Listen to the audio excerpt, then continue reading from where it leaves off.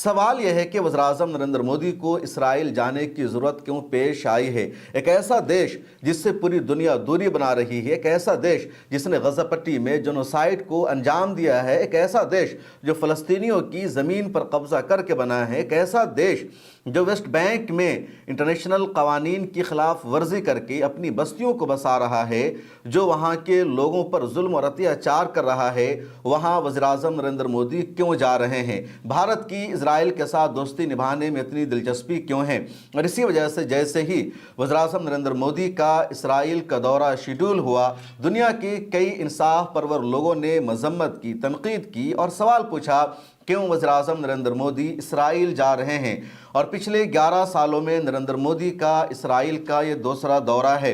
Israel 1947 में फ़लस्तीन की सरज़मीन पर कब्ज़ा करके बना था और 1947 से 2017 तक भारत के किसी भी वज़ीर आज़म ने, किसी भी प्राइम मिनिस्टर ने इसराइल का दौरा नहीं किया था। नरेंद्र मोदी पहले शख्स है जिन्होंने साल 2017 में पहली मर्तबा इसराइल का दौरा किया और अब 2026 में वो दूसरा दौरा इसराइल का करने जा रहे हैं। और इसराइली मीडिया को देखकर लगता है कि ये जो दौरा है वज़ीर-ए-आज़म नरेंद्र मोदी का इसराइल का बहुत ज़्यादा अहम है।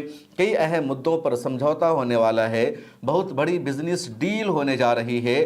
ख़ासतौर पर जो डिफेंस सेक्टर है उसमें कई अहम माहदे होने हैं और इसराइल की जो डिफेंस की टेक्नोलॉजी है उसको भारत अपने यहाँ लाएगा। ख़ासतौर पर ऑपरेशन सिंदूर हुआ और 4 दिनों की जो जंग हुई थी भारत और पाकिस्तान में, और जिस तरह भारत को चीन और पाकिस्तान के साथ एक साथ दोनों महाज पर लड़ना पड़ा था, ये भारत के साबिक फ़ौजी एहलकारों का तज्ज़िया था। तो उसके बाद भारत इजराइल से अपनी दोस्ती को और ज़्यादा बढ़ाने लगा है और इसराइल की जो टेक्नोलॉजी है या इसराइल का जो एयर डिफेंस सिस्टम है उस पर भारत भरोसा करना चाहता है।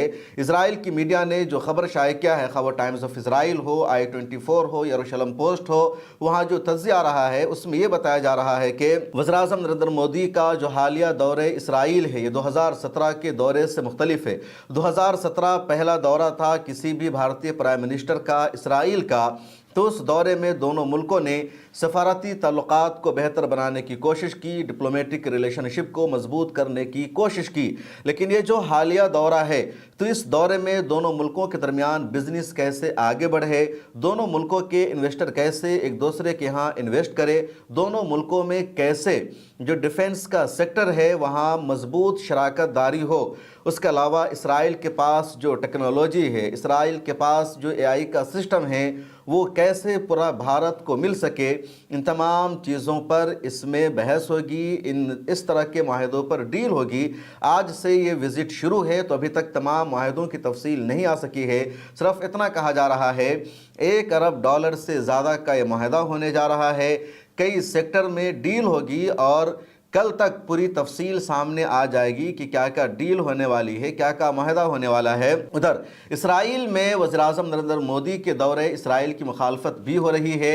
इस दौरे के ख़िलाफ़ लोग प्रोटेस्ट भी कर रहे हैं और उसकी वजह यह है कि इसराइल की पार्लियामेंट से वज़ीर-ए-आज़म नरेंद्र मोदी का खिताब शेड्यूल है। इसराइल के मेंबरान पार्लियामेंट से वज़ीर-ए-आज़म मोदी खिताब करेंगे, लेकिन पार्लियामेंट में नरेंद्र मोदी के खिताब में वहाँ के सुप्रीम कोर्ट के जज को नहीं बुलाया गया है, उसके अलावा अपोजिशन लीडर को नहीं बुलाया गया है और इसी वजह से ये दोनों इसकी मुखालफत कर रहे हैं, अवाम मुखालफत कर रही है। और कहा जा रहा है कि ये पूरा सियासी मामला भी है क्योंकि बेंजामिन नेतन्याहू पर पहले से इसराइल में करप्शन का मुकदमा चल रहा है। कई मामलों में बेंजामिन नेतन्याहू की गिरफ्तारी यकीनी है, लेकिन जो इमरजेंसी लगा रखी है बेंजामिन नेतन्याहू ने इसराइल में, इसकी वजह से सरकार बची हुई है, बेंजामिन नेतन्याहू की हुकूमत बची हुई है। अलायंसेस के सपोर्ट से बेंजामिन नेतन्याहू की सरकार चल रही है और जैसे ही इमरजेंसी ख़त्म होगी तो बेंजामिन नेतन्याहू की सरकार ख़त्म हो जाएगी, बेंजामिन नेतन्याहू को जेल जाना पड़ सकता है। कई रिपोर्ट में यह भी दावा किया गया कि सुप्रीम कोर्ट से बेंजामिन नेतन्याहू की फांसी का फैसला भी सुनाया जा सकता है।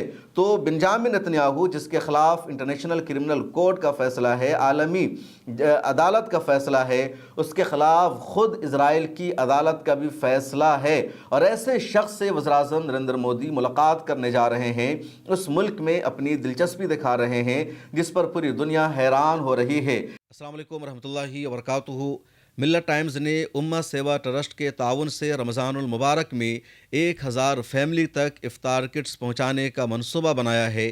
ملت ٹائمز کو لگاتار مختلف علاقوں سے فون آ رہے ہیں، لوگ اپنی ضرورت کا اظہار کر رہے ہیں، اس لیے ملت ٹائمز نے امہ سیوا ٹرسٹ سے بات چیت کی اور منصوبہ بنایا کہ 1000 لوگوں تک راشن پہنچایا جائے ماہ مبارک میں، اور یہ منصوبہ آپ کے تعاون اور سپورٹ کے بغیر مکمل نہیں ہو سکتا ہے۔ یہاں اسکرین پر QR کوڈ موجود ہے، ڈسکرپشن میں ایک لنک موجود ہے، اس کے ذریعے آپ اپنی زکوٰۃ کی، صدقے کی رقم ہم تک بھیج سکتے ہیں اور آپ کی بھیجی ہوئی رقم غریبوں تک، ضرورت مندوں تک پہنچائی جائے گی۔